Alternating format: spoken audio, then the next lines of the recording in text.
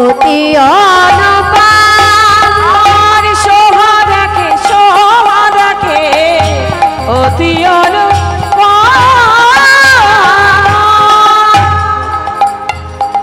যাই রে শোভারে বলি হাদি ওগো যাই রে শোভারে বলি হাদি ওগো যাই রে শোভা বলি হারি রাধাকুণ্ডের তীরে আসি যাই রে শোভার বলি হারি ওগো রাধাকুণ্ডের তীরে আসি যাই রে শোভা বলি হারি। এই শোভা দেখ দেখ কত সুন্দর শোভা হয়েছে। শোভাল বলছে কই রে আমি তো দেখতে পাচ্ছি না। কি করে দেখবে? ভগবান যে নয়নে দেখছে, যে ভাবনাতে দর্শন করছেন, যে সখাগান সখ্য প্রেমে কৃষ্ণকে ভালোবেসে তার শ্রীচরণে সর্বস্ব অর্পণ করে দিয়েছে, তারা কৃষ্ণ চরণ ছাড়া কৃষ্ণ নাম ছাড়া তো আর কিছু চায় না। সে তাহলে কি করে বুঝবে? এদিকে কি হলো, রাধারানী একটা মালা গেঁথে বসে আছে। হঠাৎ বৃন্দা দেবীকে দর্শন করে ওই সুতায় সুতো দিয়ে বেনি সুতার মালাটা দিয়ে দিল। তাহলে সুতায় সুতো দিয়ে বেনি সুতার মালা, এটা কখনো হতে পারে? আমরা শুনেছি রাধারানী বেনি সুতার মালা গাঁথতেন, মানে বিনা সুতার মালা। এই যে আমার কণ্ঠে মালা দিয়েছে, দেখুন এই মালার মধ্যে একটা সুতো আছে না? কি আছে তো? এই সুতোটাকে শুদ্ধ ভাষায় বলা হচ্ছে সুতো। এই সুতোর আর একটা ভাষা আছে সুতা, অনেকে সুতা বলে। আর এই সুতোর কাজ যারা করে ওদের একটা প্রচলিত ভাষা আছে, ওরা কি বলে জানেন? হুইতা বলে, হুইতা। তাহলে এখানে বললেন সুতা আর সুতো, বলছি সুতাই সুতো দিয়ে বেনি সুতার মালা। এ আবার কেমন মালা, যেখানে সুতো আছে সুতাও আছে আবার কিছুই নেই? এ কেমন মালা? বলছে কেমন মালা? তাহলে সুতাটাকে সুতা সুতা বৃষভানু সুতা, বৃষভানু সুতা। তাহলে বৃষভানু সুতাটাকে রাধারানী নন্দ সুত, নন্দ সুত। তাহলে নন্দ সুতটাকে কৃষ্ণ। সুতা মানে রাধারানী, সুতা হচ্ছেন রাধারানী, সুত হচ্ছে কৃষ্ণ। সুতোর লাগে গাথে সুতা বেনি সুতার মালা, সুতোর লাগে গাথে সুতা বেনি সুতার মালা।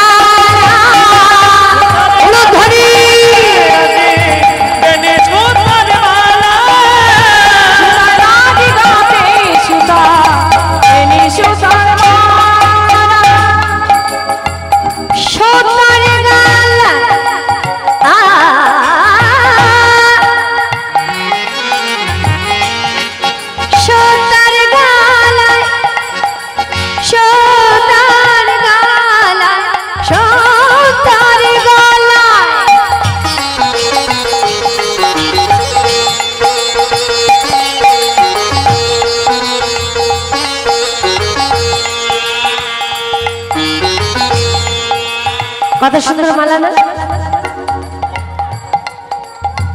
সুতার গলায়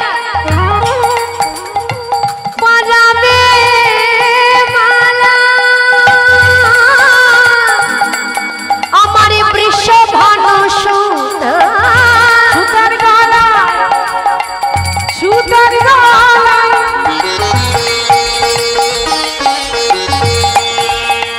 পরাবে মালা,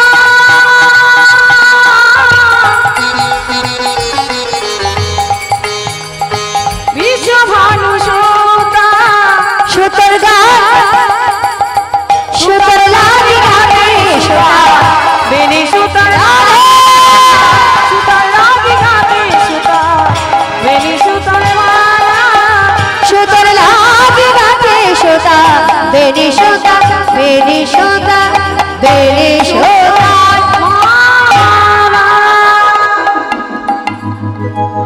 राधे राधे ওই মালাটি নিয়ে বৃন্দা দেবী হেন কালে আসিয়া সেখানে মেলে বৃন্দা দেবী হেন কালে আসিয়া সেখানে মেলে চম্পকের মালা কাঁধে করে চম্পকের মালা কাঁধে করে মালা করে হে মা এবার কি হবে রাধারানী মালা পাঠালো একটা আর এখানে রয়েছে দুজনা একজনা হচ্ছে ভক্ত অপরজনা হচ্ছেন ভগবান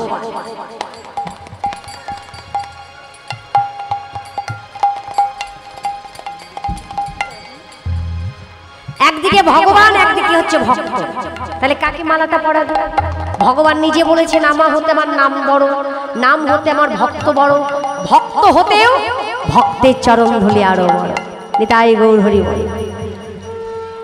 সকলের মধ্যে খুব চতুর হচ্ছে বৃন্দাদেবী বৃন্দাদেবী মালাটি কি করলেন সুবলকে ডাকলেন সুবলকে ডেকে ওই মালা সুবর এলো সমর্পিল দেহ কৃষ্ণ গালে দিল উদ্দীপন রাধার মাধুরী উদ্দীপন রাধার মাধুরী মালাটি এমনই কৃষ্ণের কণ্ঠে পরিয়ে দিয়েছে অমনি কি হলো অরুণ নয়নে ভাই প্রেমে চারিদিকে চায় অরুণ নয়নে ভাই প্রেমে চারিদিকে চায় অরুণ নয়নে ভাই প্রেম চারিদিকে যায় অবশ্য হইল সব অঙ্গ অবশ্য হইল সব অঙ্গ অবশ্য হইল সর্বঙ্গ ধরিয়া সুবল করে মূর্ছিত হইয়া পড়ে ধরিয়া সুবল করে মূর্ছিত হইয়া পড়ে চিয়ায়েন দাস গোবিন্দ চিয়ায়েন দাস গোবিন্দ চিয়ায়েন দাস গোবিন্দ হরে কৃষ্ণ পদকর্তা এক পাশে দাঁড়িয়ে বললেন আজকে ভগবান শ্রীকৃষ্ণ অচৈতন্য হয়ে পড়েছে যেমনই অচৈতন্য হয়ে পড়েছে আহা প্রাণের ভাই সুবল আমার ছুটতে ছুটতে গিয়ে প্রাণে কানাইকে কোলে লয়ে কানাইকে বক্ষ মাঝে জড়ায়ে ধরে বললেন রসিক নাগর বিরহে কাতরা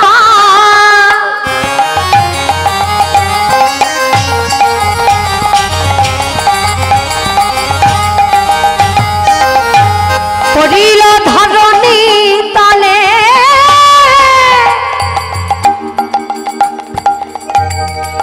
মরম জানিয়া ব্যথিত হইয়া আজি মদম জানিয়া ব্যথিত হইয়া সুবল করিল বলে মদম জানিয়া ব্যথিত হইয়া সুবল করিল কলে বলি বলে ভাই তোর কি হয়েছে বলে ভাই তোর কি হয়েছে বল বলে ভাই তোর কি হয়েছে বল বল ভাই তোর কি হয়েছে তোর মনের কথা খুলে বল ভাই বলে বলে তোর কি হয়েছে তোর মনের কথা খুলে বলে ভাই বল বল ভাই তোর কি হয়েছে হরে কৃষ্ণ বসন ভিজাইয়া মুখানি মুছাইয়া কহিছে মধুর বলে আচম্বিতে আসি রাধা কুণ্ডে বসে অচৈতন্য হলে কেন সুবল কানাইকে বলছে তুই এখানে আসতেই বা কেন গেলি আর এখানে এসে অচৈতন্য হয়েই বা কেন পড়লি কি হয়েছে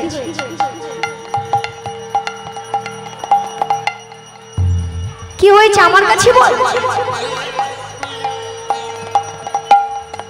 সখারে সব সইতে পারি, তোর ওই মলিন বদন সহ্য করতে পারি না।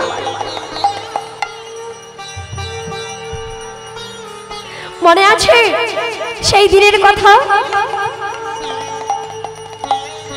একদিন বনদাবানালে আরো বিশ্ব জলে প্রাণদান দিলে তুমি, সে ধারো সদিব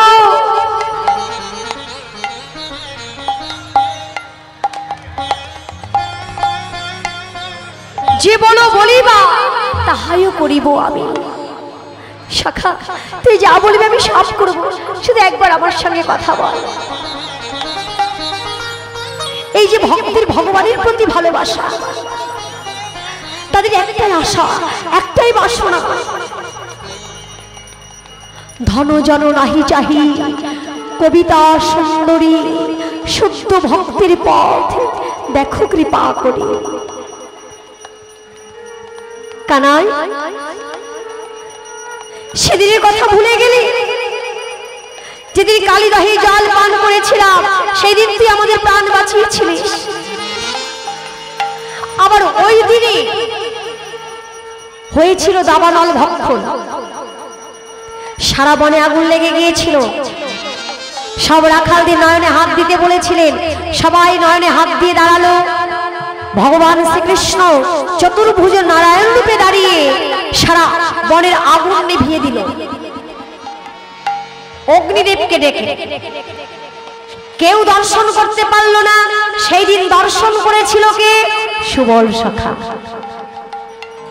যে কৃষ্ণই অনাদির আদি গোবিন্দ। কেন দেখেছিলেন? সখা তো আরো আছে, আছে না?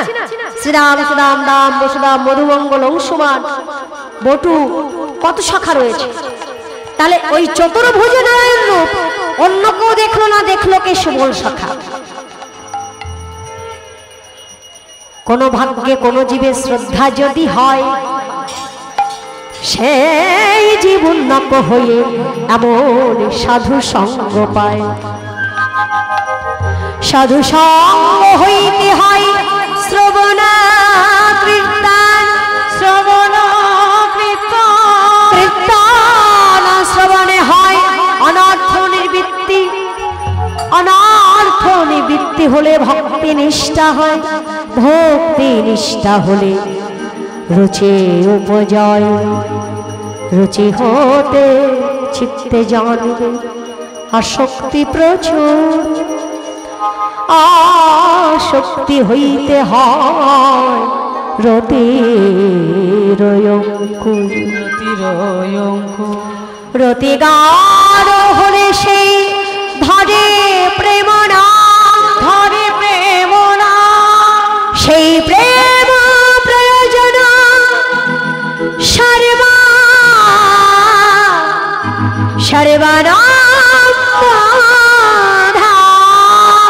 সর্বানন্দ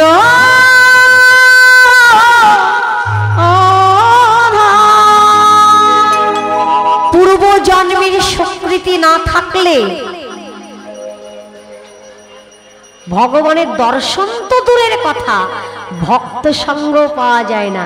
বাবা আজকে আমরা এই যে ভক্ত সঙ্গে এসেছি না মাগো, এটা পূর্বজন্মের স্বীকৃতির বলে এসেছে। হ্যাঁ, এই জন্মের স্বীকৃতির ফলে নয়, এই জন্মের পুণ্যের ফলে নয়, পূর্বজন্মের পুণ্যের ফলে। হয়তো কিঞ্চিত পুণ্য করেছিলাম, সেই পুণ্যের ফলে আজকে এই স্থানটা পেয়েছি। তেমন সুবল সখা, যিনি ত্রেতা যুগে বিভীষণের পুত্র তরণী সেন রূপে জন্ম নিয়েছিলেন। ওই তরণী সেন রামের হাতে মৃত্যুবরণ করেছিল। বিভীষণের স্ত্রী তরণীর সর্বাঙ্গে রাম নাম লিখে দিয়েছিল। মৃত্যুকালে যখন ওই দেহ থেকে মস্তকটি কেটে পড়ে যায়, ওই কাটা মস্তক থেকে একটাই নাম উচ্চারণ হয়েছিল, হে রাম।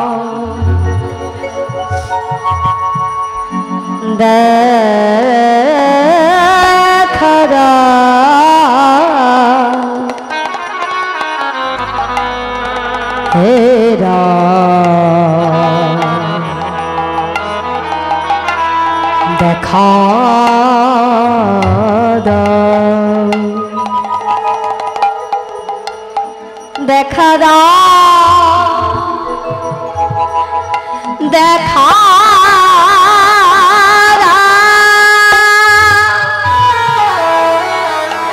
সেই দিন রামচন্দ্র চিৎকার করে বলে ফেলেছিল, বিভীষণ লঙ্কা থেকে যে এসেছে তাকেই তুমি চেনো, একে তুমি চেনো? বিভীষণ বলেছিলেন, প্রভু আপনি একজন পিতার কাছে জানতে চাইছেন তার সন্তানকে সে চেনে কিনা।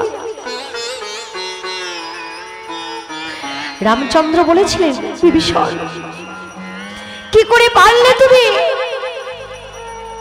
সন্তানকে মৃত্যুর মুখে ঠেলে দিতে? বিভীষণ বললেন, প্রভু শুনেছি তোমার হাতে মৃত্যু হলে সে মুক্তি লাভ করে। আমি তো বাবা, তাই সন্তানের মঙ্গল কামনা করে আমাকে তুমি যতদিন পারো এই রাক্ষস বংশে রেখে দাও। আমার সন্তানে যেন এই রাক্ষস কুলে আর না থাকে, আমার কারণে যেন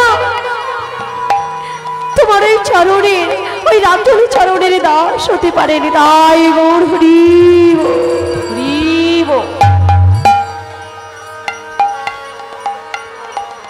ভগবান শ্রী রামচন্দ্র আশীর্বাদ করেছিলেন, এই জন্মে নয়, আগত দাপর যুগে ওর জন্ম নেবে বৃন্দাবনে।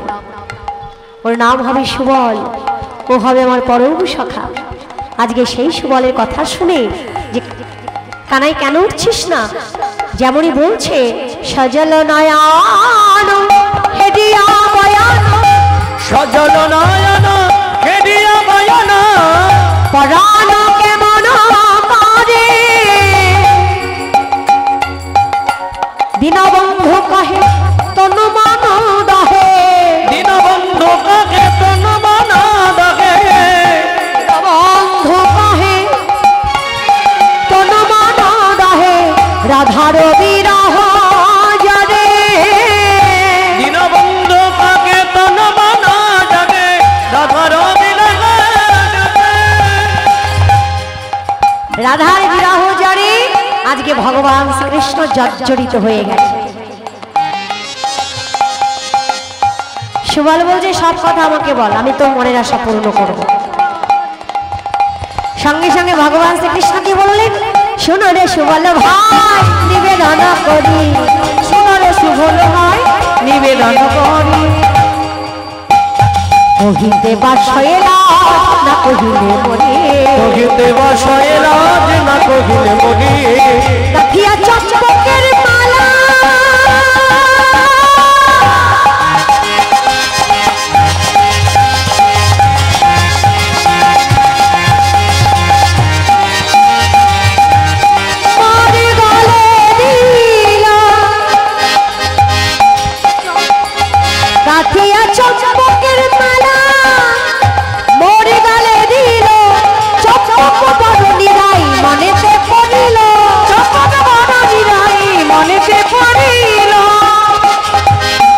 সুবল বলছে, আমি কি করব, তাকে কোথায় পাবো?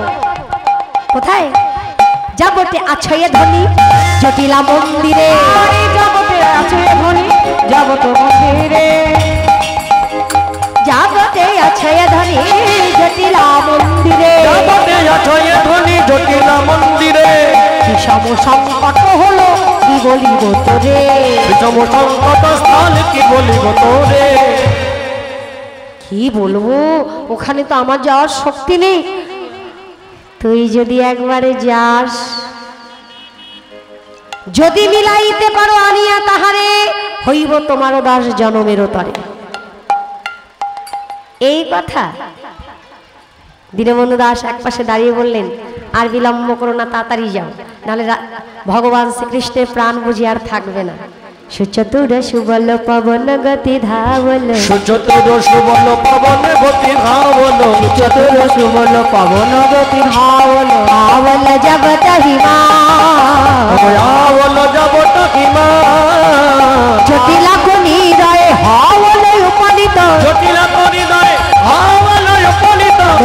বদন দ্বিজরা মলিন বদন দ্বিজরা বদন দ্বিজরা। রাধারানীকে নিতে পাঠিয়েছে কাকে? সুবলকে। সুচতুর সুবল। সখীদের মধ্যে যেমন বৃন্দাবতী ভীষণ চতুর, আর শাখাদের মধ্যেও সুবল শাখা খুব চতুর। তাই চাতুরারি করতে চললেন কোথায়? যাবটে। এতক্ষণ ভালোভাবে এসেছে, জটিলার মন্দিরের দুয়ারে দাঁড়িয়ে চিন্তা করছে ভিতরে ঢুকবো কি বলে। ভাবতে ভাবতে কি করা যায়, একটা উপায় আছে। উপায়টা কি? বাবা, একজন শত্রু যদি আর একজন শত্রুর বাড়িতে গিয়ে এক গ্লাস জল চায়, সে শত্রুও কিন্তু ফিরিয়ে দিতে পারে না। পারে কি? কেউ পারে না। সুবল দাঁড়িয়ে এভাবে উঁকি মারছে।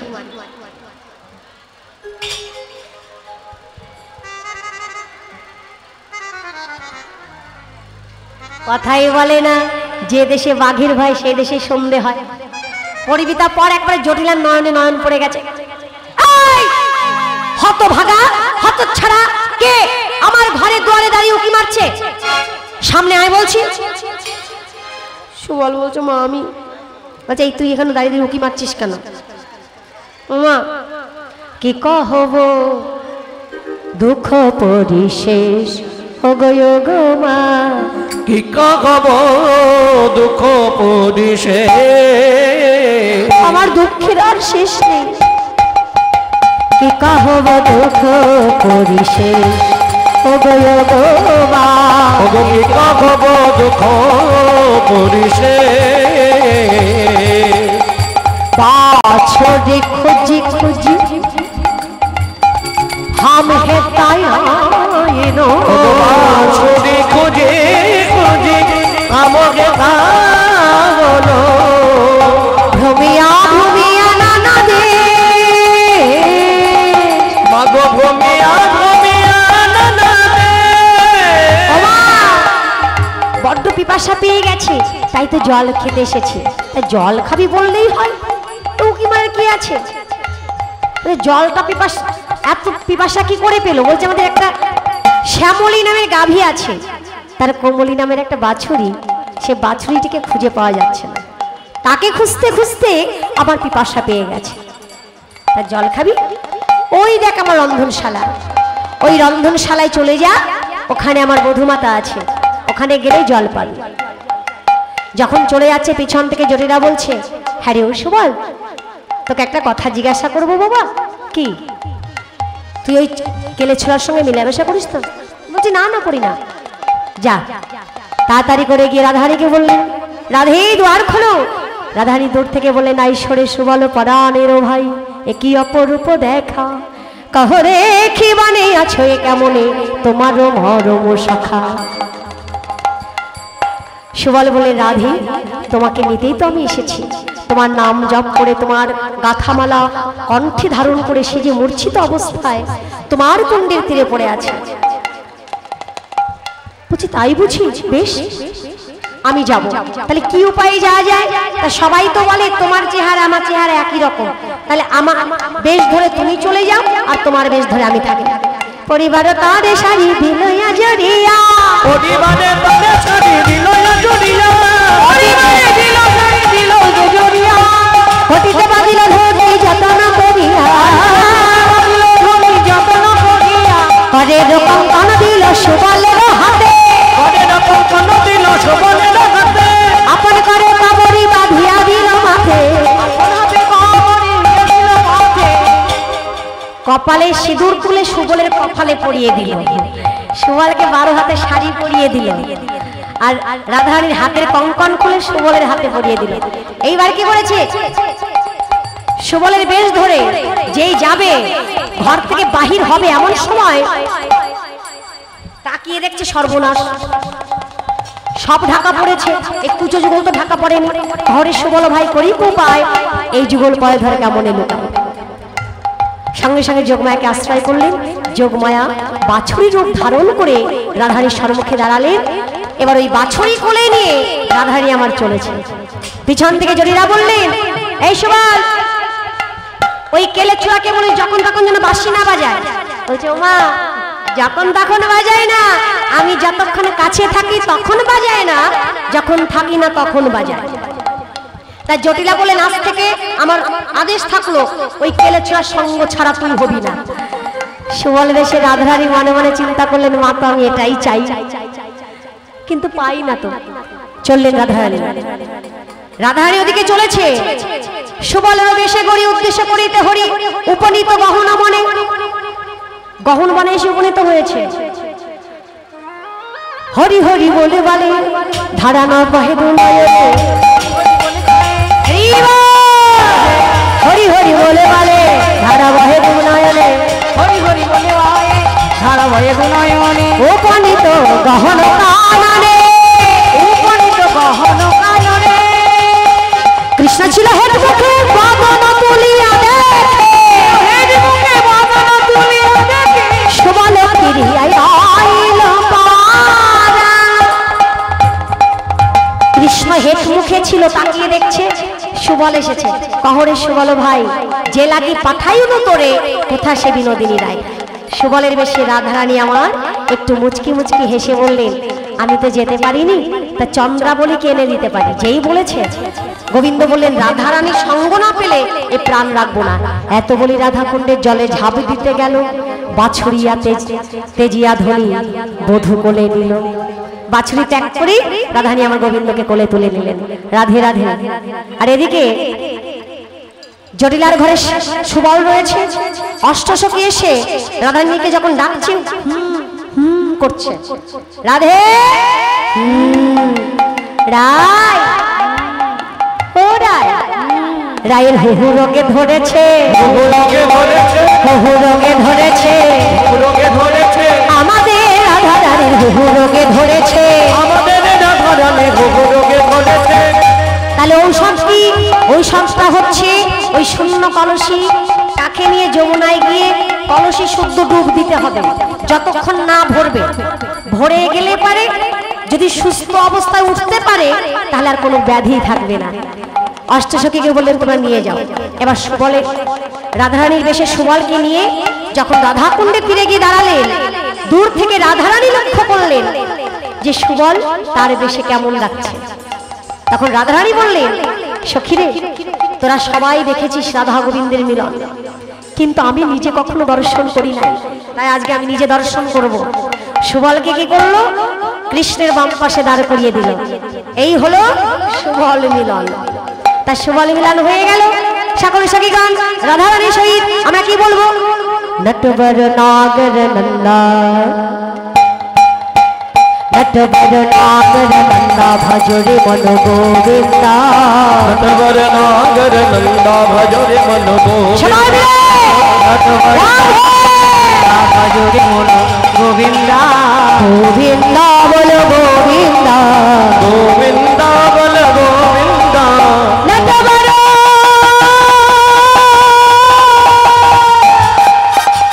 নটবর নাগর নন্দা ভজরে মন গোবিন্দা, নটবর নাগর নন্দা ভজরে মন গোবিন্দা। রাধে জয় রাধে, জয় রাধে, জয় রাধে, জয় রাধে, জয় রাধে, জয় রাধে, জয় রাধে। জয় জয় হৃদয় গৌরী সীতানাথ প্রেমানন্দে, হারিদায় ঘোর হরি